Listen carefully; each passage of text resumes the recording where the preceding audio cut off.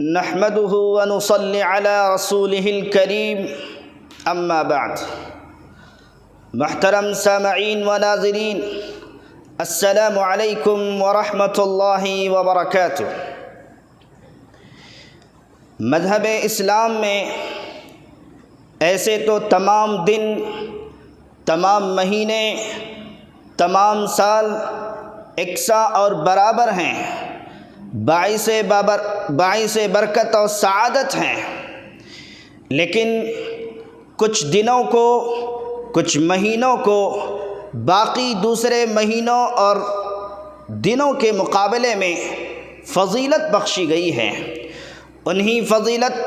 اور عظمت والے دنوں میں ماہ ذی-الحجہ کے ابتدائی 10 دن بھی شامل ہیں۔ ذی-الحجہ کے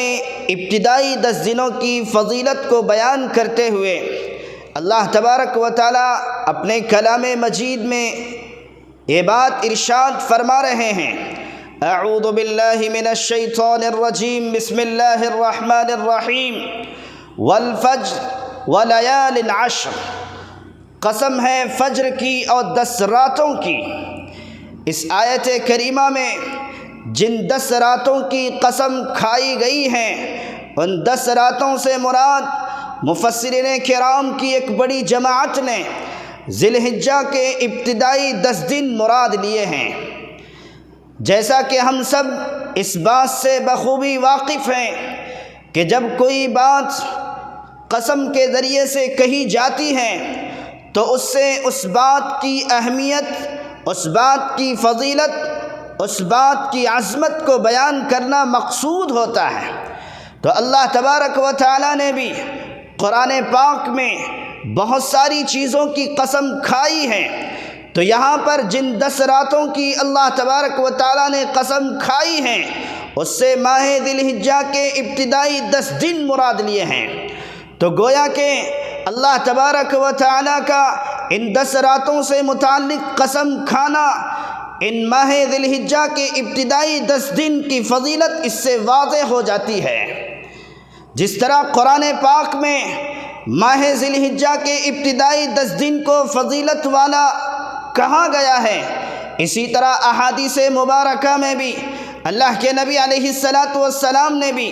ماہ ذی-الحجہ کے ابتدائی 10 دن کو فضیلت والا، عظمت والا اور اجر و ثواب والے دن بتائے ہیں۔ حضرت عبداللہ بن عباس رضی اللہ تعالیٰ عنہ کی روایت ہے، اللہ کے نبی علیہ السلام نے فرمایا، ما من ایام العمل الصالح فیها احب الی اللہ تعالی من هذه الایام العشر۔ فرمایا اللہ کے نبی علیہ السلام نے، کسی دن کوئی نیکی کا کام اتنا محبوب نہیں ہے اللہ تعالیٰ کے نزدیک جتنا محبوب ترین دن کوئی نیک کام ماہ ذی-الحجہ میں کیا جاتا ہو، وہ اللہ کے نزدیک بڑا ہی پسندیدہ اور بڑا ہی محبوب عمل ہے۔ اللہ کے نبی علیہ السلام نے جب یہ بات ارشاد فرمائی کہ ماہ ذی-الحجہ کے ابتدائی 10 دنوں میں کیے جانے والے اعمال اللہ رب العزت کے نزدیک بڑے اہم ہیں، پسندیدہ ہیں اور محبوب ہیں، تو صحابہ کرام رضوان اللہ تعالی علیہم اجمعین نے پوچھا، اللہ کے رسول صلی اللہ علیہ وسلم، کیا اللہ کے راستے میں جہاد کرنا بھی نہیں؟ تو اللہ کے نبی علیہ السلام نے فرمایا، اللہ کے راستے میں جہاد کرنے کا عمل بھی ان دنوں میں افضل نہیں ہے، البتہ وہ شخص جو اپنی جان اور مال کے ساتھ جہاد پر نکل چکا ہو اور ان دونوں کو قربان کر کے وہ واپس نہ لوٹا ہو، اس سے وہ جدا ہے۔ اس کے علاوہ احادیث میں مختلف جگہوں پر ماہ ذی-الحجہ کی فضیلت کو بیان کیا گیا ہے۔ ایک جگہ یہ بات ارشاد فرمائی گئی ہے کہ ماہ ذی-الحجہ میں اللہ کے نبی علیہ السلام کثرت سے روزے رکھا کرتے تھے۔ ماہ ذی-الحجہ میں اللہ کے نبی علیہ السلام نے راتوں کے جاگنے کا اہتمام بھی کیا ہے، اور باقی دنوں کے مقابلے میں ان دنوں میں بہت ہی زیادہ عبادتیں کی گئی ہیں اور بہت ہی زیادہ عبادتوں کا اہتمام کیا گیا ہے۔ تو آئیے ہم بھی ارادہ کریں، نیتیں کریں کہ انشاءاللہ اس ماہ ذی الحجہ کے 10 دنوں کو ہم کامیاب بنائیں، ان سے بھرپور فائدہ اٹھائیں، ان کو اجر و ثواب والا بنائیں، ان کو اپنی آخرت کو سنوارنے میں ہم اپنے قیمتی اوقات ان 10 دنوں میں ہم لگائیں۔ اس کے علاوہ خصوصی طور پر ذی الحجہ کی 9 تاریخ کو احادیث میں بڑی فضیلت دی گئی ہے، جس کو عرفہ کا دن کہا جاتا ہے، جس کو عرفہ کا دن کہا جاتا ہے۔ اور عرفہ کے دن خصوصی طور پر روزے رکھنے کا حکم بھی دیا گیا ہے، اور اس کے اجر و ثواب کو بھی احادیث مبارکہ میں بیان کیا گیا ہے۔ حضرت قتادہ رضی اللہ تعالیٰ عنہ سے مروی ہیں، فرماتے ہیں کہ اللہ کے نبی علیہ السلام نے فرمایا: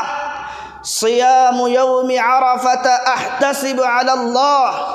ان یکفر السنة التي قبلہ والسنة التي بعدہ۔ اللہ کے نبی علیہ السلام نے فرمایا،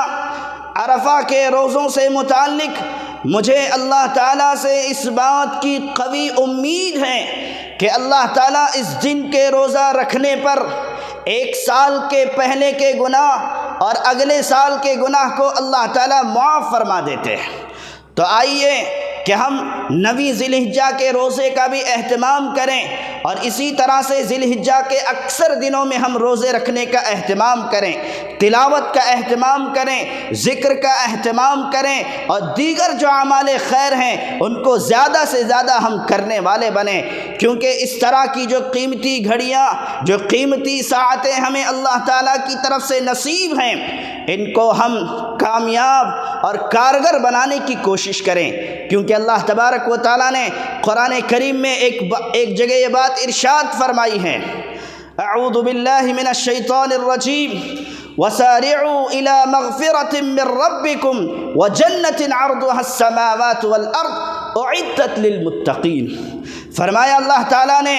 مغفرت کی طرف جلدی کرو، یعنی ان اعمال کی طرف جلدی کرو، تیزی کرو جن اعمال سے ہمارے سیئات مٹتے ہیں، ہماری لغزشیں معاف ہوتی ہیں، ہمارے خطائیں مٹا دی جاتی ہیں، ہمارے گناہ ختم ہوتے ہیں۔ اس مغفرت کی طرف جلدی کرو، تیزی کرو،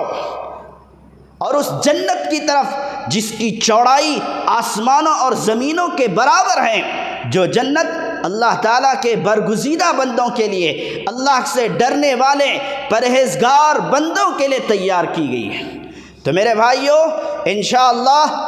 ہم ارادہ کریں گے کہ اس ماہ ذی الحجہ کو ہم کامیاب بنانے کی کوشش کریں گے، اور اللہ تبارک و تعالیٰ کی محبت حاصل کرنے کی کوشش کریں گے۔ اللہ تعالیٰ سے دعا ہے کہ اللہ تعالیٰ مجھے اور آپ کو اس ماہ ذی الحجہ کے ابتدائی دنوں کی صحیح قدردانی نصیب فرمائے۔ آمین۔ وآخر دعوانا ان الحمد للہ رب العالمین۔